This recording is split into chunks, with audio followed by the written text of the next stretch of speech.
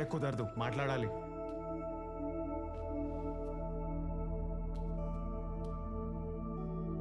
అసలు ఏంట్రా నీ ప్రాబ్లం? ఎందుకురా అంతలా తాగుతున్నావు?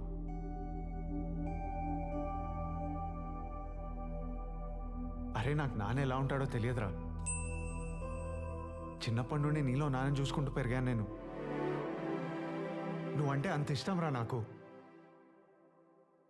అరే పిల్లలకి ఫీజులు కట్టడం, ఇంట్లో కావాల్సింది చేయడం అది నాకు బర్డెన్ కాదురా, పరువు కాదు. వాళ్ళకి నేను చేస్తే బాధ్యత, నువ్వు చేస్తే ప్రేమ. అరే ఇంకా చాలరా ఆ ప్రభావం. చూడ్డానికి బాగోదు, మనకు మంచిది కూడా కాదు. నువ్వు నా కళ్ళ ముందు ఇలా అయిపోవడం నేను తట్టుకోలేను.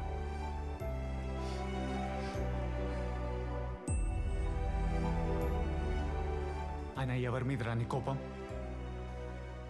నా మీదేగా. కోపం పోతుందంటే నన్ను కొట్రా.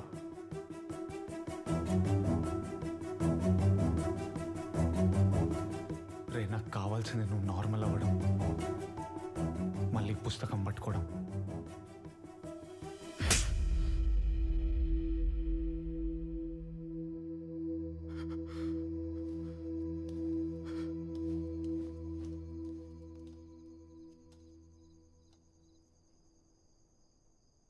ఏం జరిగింది బామ్మ వాళ్ళిద్దరి మధ్య?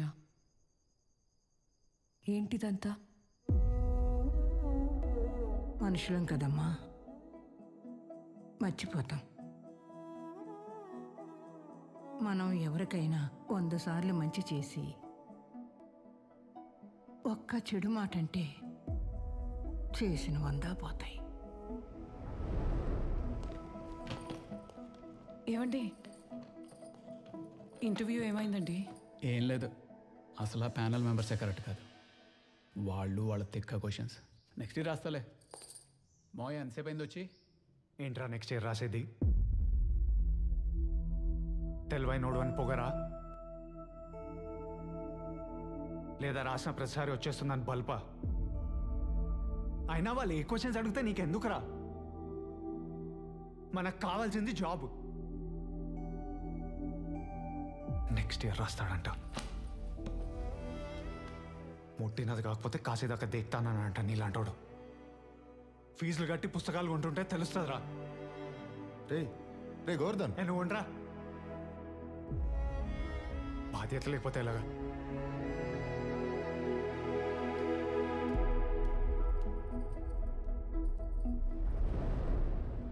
ఆ బాధలో మందు ముట్టుకున్నవాడు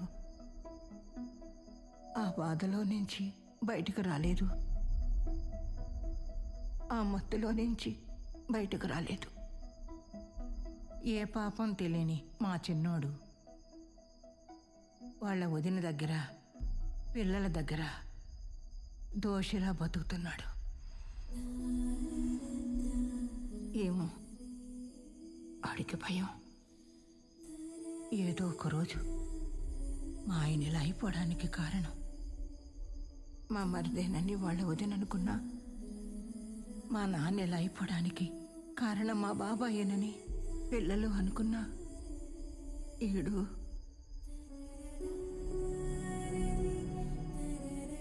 గుండాకి చచ్చిపోతాడమ్మా.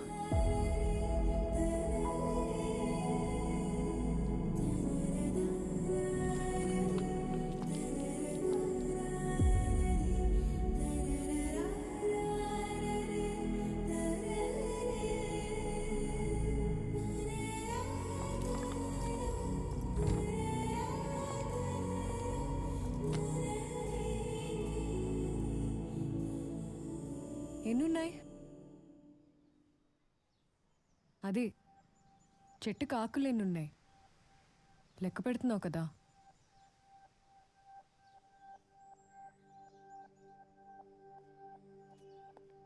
ఏంటి బాధపడుతున్నావా? దేనికి? రాత్రి జరిగిన దానికి. హ్యాపీగా ఉంది.